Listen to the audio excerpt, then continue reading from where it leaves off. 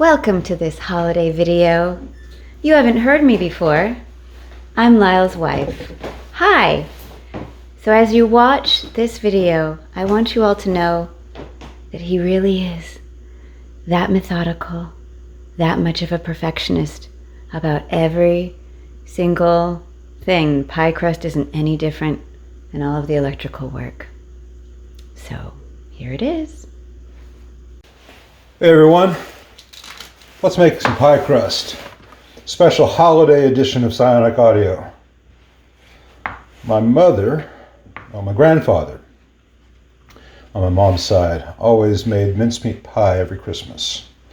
And my mom loves mincemeat pie. She's about the only one. So I'm going to make her one from scratch. I'm starting with chopping up the butter. And I want it to be in even-sized, almost cubes. I'm doing 3 sticks because I need a top and bottom crust. If you want to try this recipe at home, I only need 1 pie shell. You can do a stick and a half of salted butter. Alright, so I've got 3 sticks of salted butter, all cubed evenly. I'm going to pop this in the freezer for a bit. I want it to stay cold. Alright, in this chilled KitchenAid mixer bowl, so it's been in the freezer for a little bit, but it doesn't have any condensation on it. It's got 3 cups of all-purpose flour, King Arthur in this case. You don't have to sift it or anything crazy. It's got 2 tablespoons of granulated sugar, and it's got half a teaspoon of granulated iodized salt. You can also use sea salt. You can also use kosher salt. The recipe calls for a full teaspoon of kosher salt per pie dough. Kosher has less salinity than the iodized, so this is just regular Morton iodized salt. And you can always add more. Between the salted butter and the salt, though, it's not really necessary. Now, here's where I'll probably get some comments. I have done pies and pastry doughs pretty much every way out there, from doing it all by hand, to doing it with dough cutters, to doing it with a Cuisinart. And traditionally you want to get it so the butter makes little tiny pebble-sized pieces. And I have found that the traditional method is wrong. The best method I have found actually uses a stand mixer with a paddle. So I'm going to move that around a little bit. No big whoop. And here's the trick. We're going to add that chilled butter in there. All of it at once. Move the paddle out of the way for this. I don't have a very big mixer. I have used butter. Lard is also fantastic. No Crisco or other processed nasties. Good butter or lard is the best thing for it. And you want to do this at very slow speed, especially at first, because it's going to want to fly places. And just kind of work it around a little bit. Basically, all we're trying to do here, and we get to focus where we want it to focus, is to coat each piece of butter in the flour. And then for the pieces to begin to break into smaller chunks, but not too much. You don't want to overwork it. Those big pieces actually turn into a very flaky, tender crust, much better than the small pieces from the traditional method or from the microscopic pieces you get from using a Cuisinart. I've done so many experiments on this, and I love this, and I love when the best tasting result comes from the easiest method.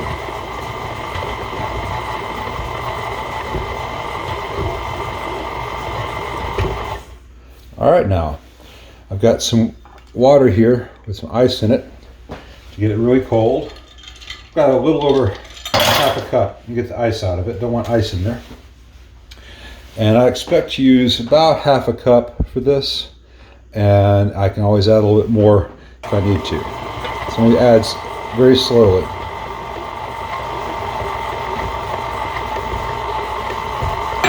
Let's let that work for a bit.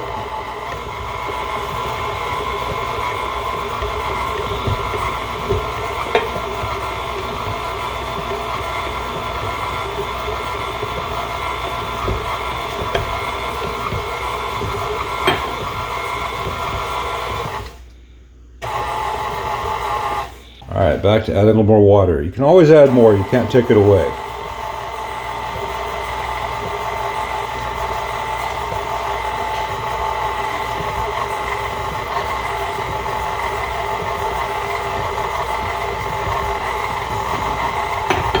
It's coming together.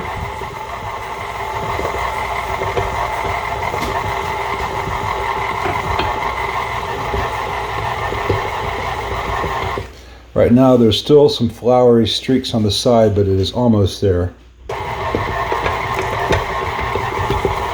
There we go. Didn't take more than that. All right, now the fun part. Okay, clean hands. Press that into a ball.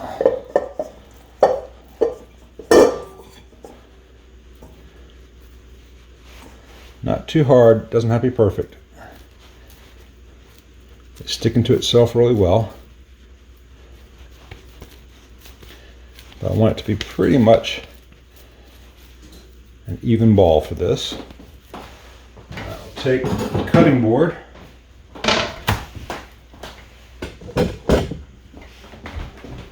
Sorry, moving the tripod with my foot because my finger's a little bit sticky. Cut that in half. And each half goes on some cling wrap.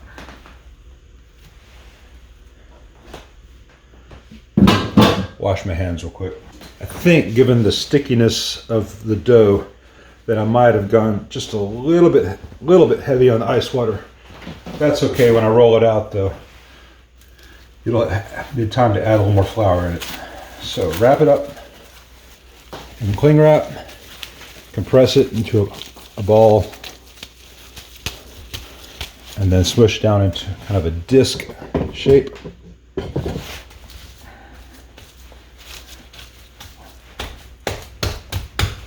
Do the same thing for the other one.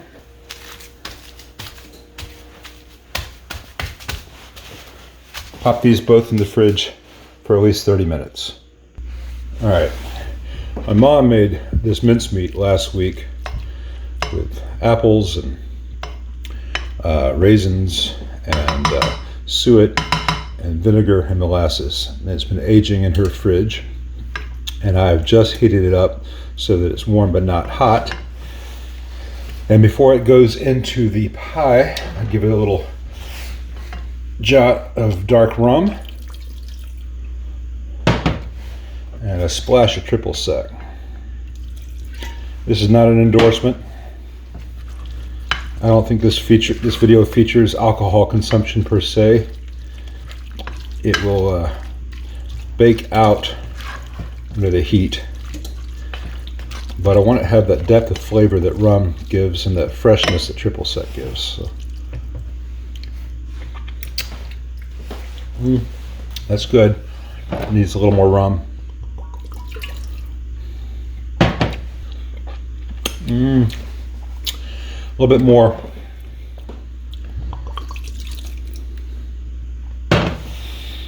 And I'm going to heat it up a little bit more on the stove top so that that rum flavor stays in, but the liquid I just added kind of slightly steams out. This should pretty much take the same amount of time it takes that dough to chill and then for me to make them into 2 pie crusts. It's just drinking up that rum. It still just tastes like there's no rum in it.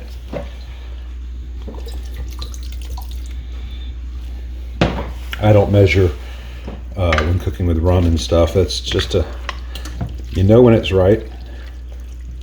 And even more so than the water before, just like salt. You can always add more. You can't take it out.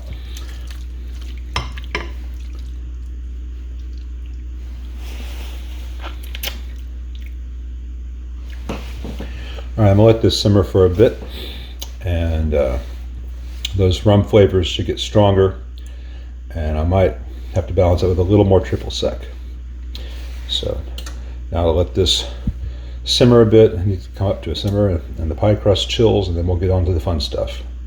All right, 30 minutes later, let's take the chilled dough out of the fridge, and you'll hear some background noises. I'm also cooking dinner. The oven will sing.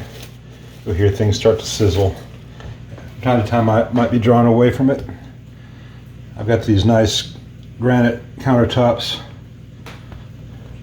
They stay nice and cold, and once they're cleaned, they make nice baking rolling surfaces with a little bit of flour to help them out, which also takes some of the stickiness off that dough. I've got this Teflon rolling pin with a little dusting of flour on it. Kind of give it a head start with my hand.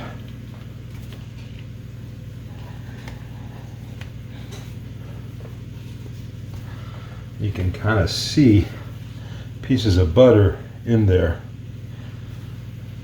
That will make a really nice flaky dough as that butter melts and releases steam. No one will complain about the flavor. I don't think when it comes to desserts anyone ever said that's too much butter.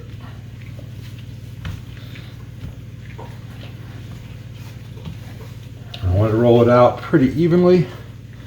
Don't want it to be too thin. Don't want it to be too thick. Don't want it to break. That little piece there I'm not that worried about. All right, I'm going to transfer this one onto a plate.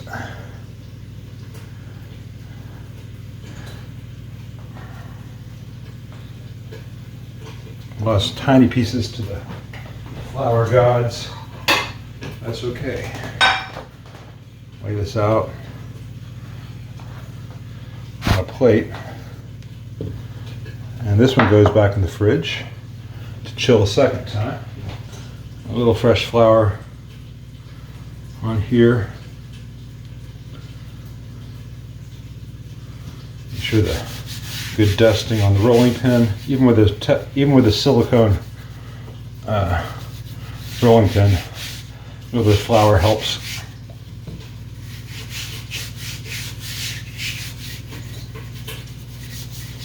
Any little bits that wanted to stick just fall right off.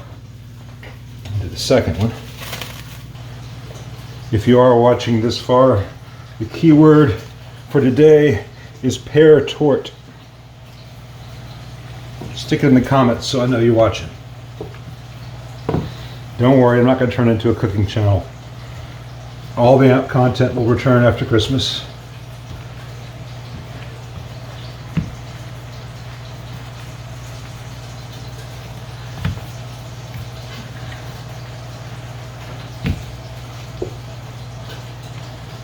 My mom will be mad at me.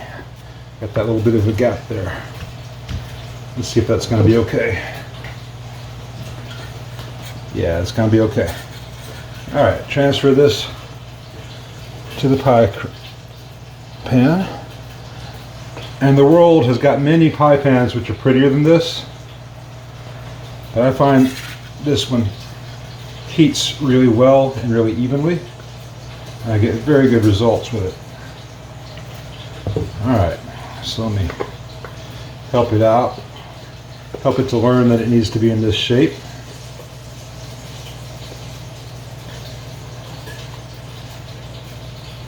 One little spot here I'm not going to worry about.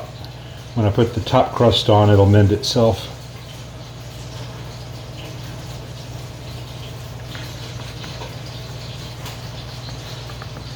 Alright. I had to flip the sausage on the stove. Now I'm going to use this sharp little knife. Just go around the edge. Trim off the excess here. If I wasn't cooking a million things tonight, I'd probably take these little strips of dough and give them the egg wash with some sugar and make little delectable puff things. But I'm only going to be doing the baking once tonight, and this fruit pie is going to have some steam, so I don't want it to change temperatures as it goes. I'm going to give it a taste. All the warnings about raw flour on the package are nonsense. Alright. This also goes back in the fridge to chill a second time. Alright. Got this bottom crust. I'm about to put all that fruit filling in there. And one way to avoid a soggy bottom, you can see streaks of butter here and there. One way to avoid a soggy bottom is to do an egg wash before you add a fruit filling. So this is egg yolk and a little bit of water. It doesn't take a lot. And that protein layer will at least help keep the bottom from getting soggy and soft. If this were a custard pie or something, I would blind bake it. Just kind of spread it out kind of evenly up the sides.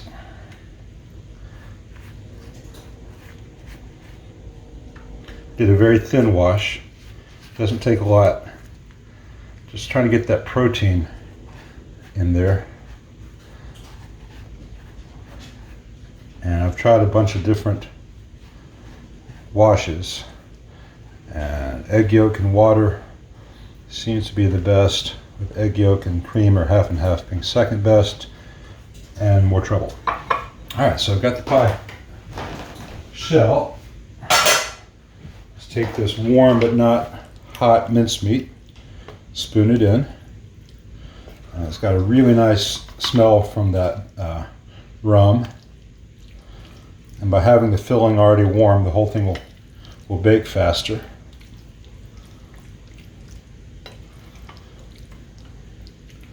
Don't want to overfill it, neither do I want it to be measly. All right, take that.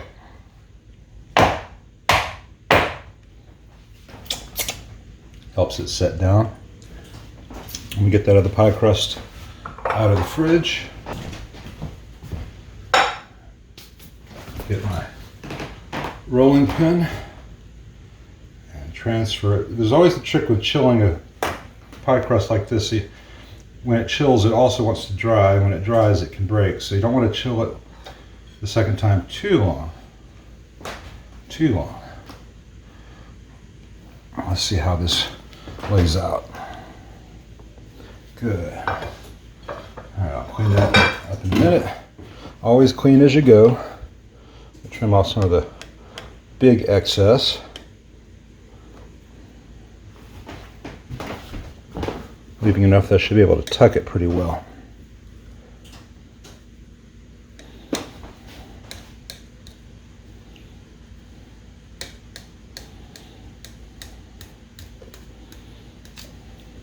The dog is paying very close attention, aren't you, Bella? It's the most wonderful time of the year for Labradors. All kinds of interesting things happening in the kitchen. She also really likes it in the summer when I'm doing barbecue, especially if I'm dressing a whole bunch of ribs. All the little bits that make for a tough, less attractive looking rib, she thinks are delicious. All right, so now I want to take the top crust and fold it under the lip of the bottom crust all the way around. This is where it gets a little bit tricky because I did chill the top crust a second time and it was just beginning to dry, so I don't want it to crack. So I'm getting 3 layers of dough at the edge. On top is the top crust, and then in the middle is the lip of the bottom crust, and then the bottom folded under of the top crust. And that will give me a nice seal and a good bit of tasty pastry at the edge, which is one of my favorite parts. Now I got a slight tear over here where there's some butter. I'm not going to worry about it. This thing was going to be vented anyway. All right, now I could do a real pretty fluting all the way around because it's nice and thick. But I find on a fruit pie like this, the fork gives a better seal. It's not as pretty maybe, but it's very traditional for a reason. Start from the outside, rock in. I don't want to puncture the dough with the points of the fork. I got a big hunk of butter there. That's going to be some of the best. That's going to be the best bite right there, I bet. And I'm not too worried about making it beautiful, beautiful. as long as it's crimped all the way around. Once this gets that egg wash, it's gonna go golden and be lovely. And it'll be sealed all the way around with this wrap. All right, so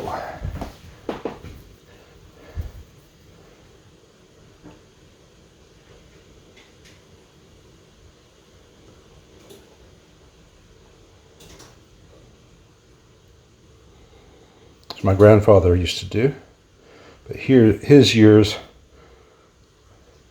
didn't have as many digits.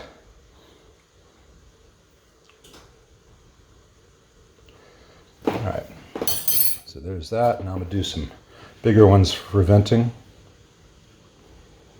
You can do a slash with a knife as well. This will be just fine. A little bite for the dog. There you go, baby. All right, egg wash on this, which will make it beautiful and golden and have an even better flavor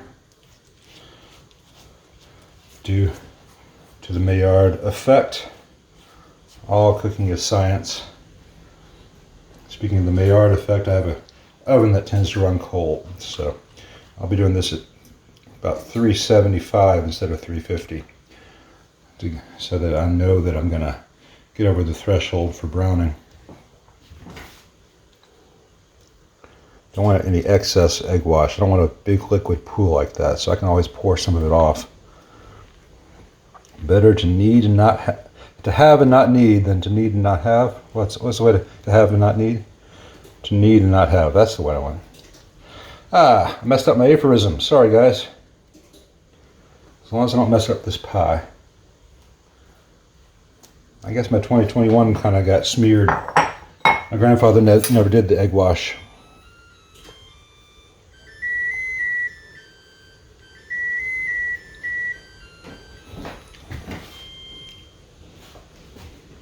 Hopefully this will still come out.